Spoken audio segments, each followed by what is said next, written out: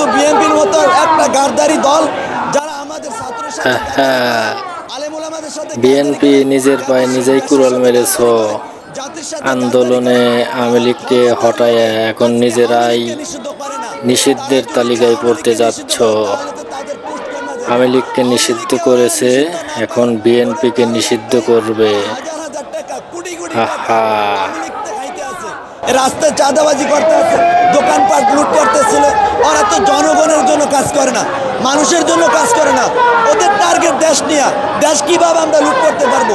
15 বছর খাবার খায় নাই, 15 বছরটা উড়াইতে হবে না? বিএনপি যখন জাতীয় সংসদ নির্বাচনের দাবি করে তখন আওয়ামী লীগের ভোট দরকার হবে, সেজন্য বিএনপি এই রাজপথে নামতে পারছে না। কেন পারছে না? কারণ প্রায় 90% স্বৈরাচার পতনের আন্দোলনের মাধ্যমে সরকার পতন হয়েছিল, কিন্তু বিএনপি যখন ক্ষমতায় আসবে তখন আওয়ামী লীগের ভোটের প্রয়োজন হবে, সেজন্য বিএনপি আজকে রাজপথে নামতে পারছে না।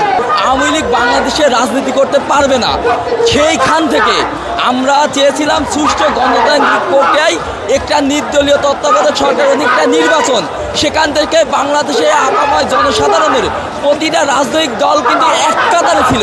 কিন্তু আমরা দেখতে পাচ্ছি আজকে এই যে আন্দোলন, আওয়ামী লীগ নিষিদ্ধ দাবিতে যে আন্দোলন, সেই আন্দোলনের জায়গায় বিএনপির এখনো কিন্তু নিশ্চুপ, যেটা আমাদেরকে খুবই হতাশ করছে। রুহুল কবির রিজভী সাহেব বলছে যে আওয়ামী লীগের তৃণমূল পর্যায়ে এমন অনেক নেতাকর্মী আছে তাদের সাথে নাকি আসতে চায়। আমার একটা প্রশ্ন, এক বালতি দুধের মধ্যে যদি 1 ফোঁটা বিষ দেন, ওই দুধের কি কোনো দাম থাকবে?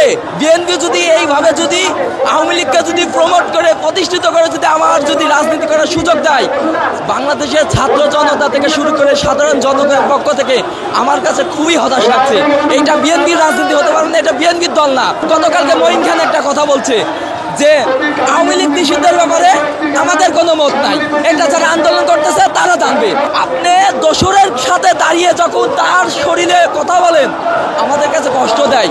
এই বিএনপির সিনিয়র পার্সন নেতারা আমরা দেখতে পাচ্ছি যে আওয়ামী লীগকে পুনর্বাসনের একটা গভীর ষড়যন্ত্রে তারা লিপ্ত আছে।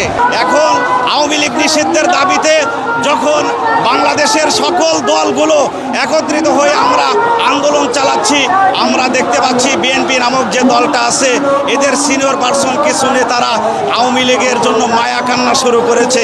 আসলে মূলত আমরা মনে করি, এটা আমার মতামত নয়, এটা বাংলাদেশের অধিকাংশ মানুষ মনে করে আওয়ামী লীগ এবং বিএনপির মুদ্রার এপিঠ ওপিঠ, এদের ভিতরে কোনো পার্থক্য নাই। বাংলাদেশের 18 কোটি মানুষ যখন একতাবদ্ধ হয়েছে, আওয়ামী লীগকে নিষিদ্ধ করেই এই পথ থেকে আমরা রাজপথ আমরা ছাড়বো ইনশাল্লাহ। বিএনপি আসুক আর না আসুক।